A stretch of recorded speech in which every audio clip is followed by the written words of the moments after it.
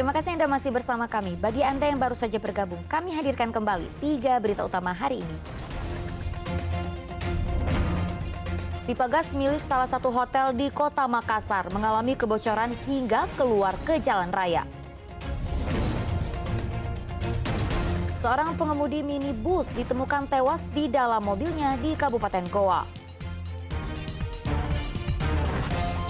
4 orang terduga pelaku penyalahgunaan kredit usaha rakyat KUR Bank BRI ditahan Kejaksaan Negeri Kota Parepare.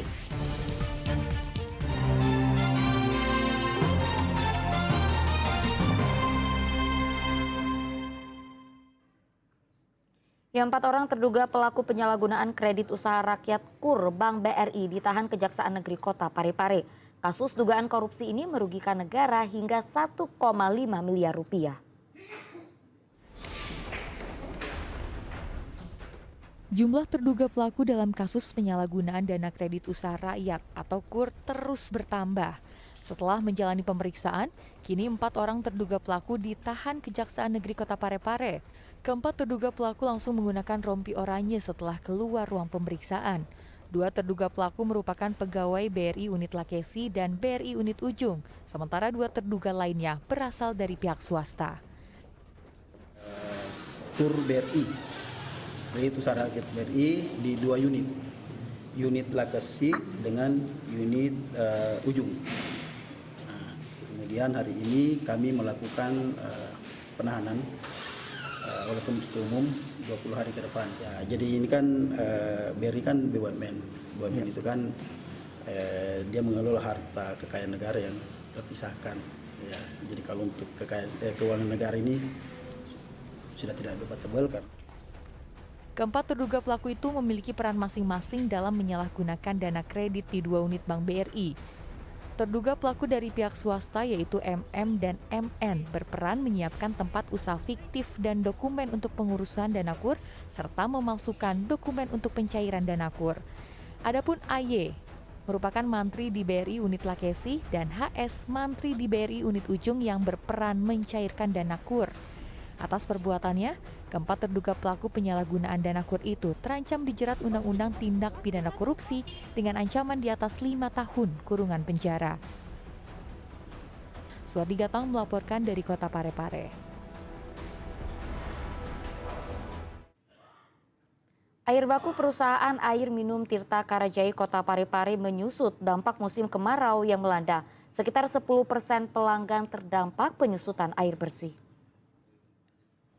Kita antisipasi sebelum kemarau yang sumur bor. Berbeda dengan biasanya, sumber air baku milik perusahaan air minum Tirta Karajai Kota Parepare kini mengalami penyusutan.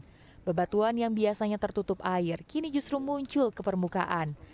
Hal ini terjadi akibat musim kemarau panjang yang melanda Parepare.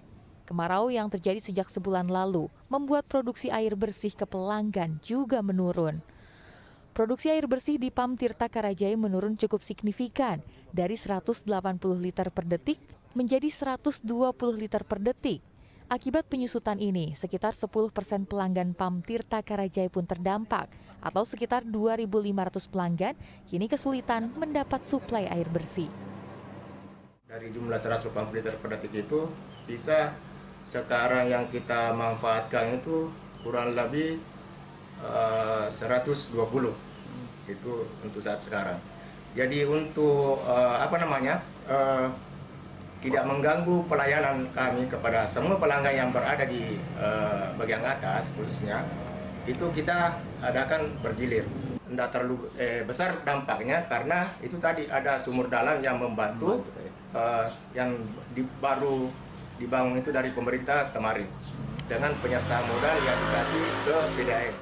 Selain melakukan penggiliran suplai air bersih ke pelanggan, PAM Tirta Karajai juga menyuplai air bersih dengan menggunakan mobil tangki untuk memenuhi kebutuhan para pelanggan. Suardi Gatang melaporkan dari Kota Parepare.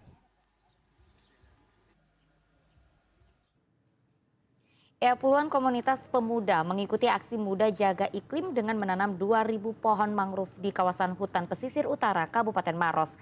Aksi ini dilakukan untuk memitigasi perubahan iklim. Oke, silakan. Meskipun harus masuk ke dalam lumpur, ratusan pemuda ini tetap semangat untuk menanam mangrove di kawasan hutan pesisir utara Kabupaten Maros. Bertemakan Aksi Muda Jaga Iklim, kegiatan ini mengajak pemuda Indonesia untuk turut serta dalam memitigasi perubahan iklim. Aksi ini digelar dengan melibatkan 400 peserta yang berasal dari 70 komunitas di Dusun Binang Sangkara, Desa Ampekale, Kecamatan Bontoa, Kabupaten Maros. Kepala Stasiun Klimatologi Sulawesi Selatan, Ai Sudrajat, menjelaskan perubahan iklim di kawasan pesisir, faktor utamanya karena rusaknya kawasan mangrove. Hal ini berdampak pada menurunnya hasil tangkapan nelayan.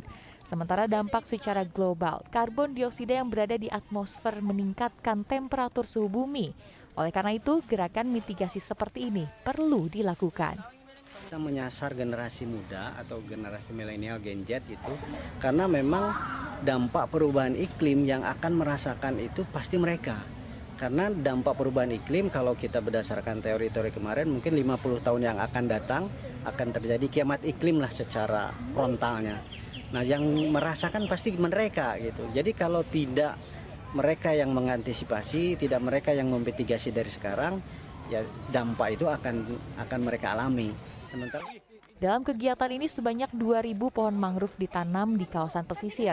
Tak hanya itu, kegiatan ini juga dirangkaikan dengan pembentangan bendera merah putih sepanjang 100 meter dan dilanjutkan dengan aksi bersih di kawasan pesisir mangrove Dusun Binanga Sangkara. Ada aksi penanaman bibit mangrove 2.000 bibit, terus aksi bersih pesisir, dan teman-teman ada pembentangan bendera. Dan teman-teman juga hari ini diisi oleh beberapa kelas-kelas edukasi terkait bagaimana pentingnya manfaat ekosistem mangrove, bagaimana iklim, bagaimana keberlanjutan ekosistem mangrove. Aksi penanaman mangrove ini diharapkan bisa dilaksanakan secara masif untuk memitigasi perubahan iklim. Raisa Habu melaporkan dari Kabupaten Maros.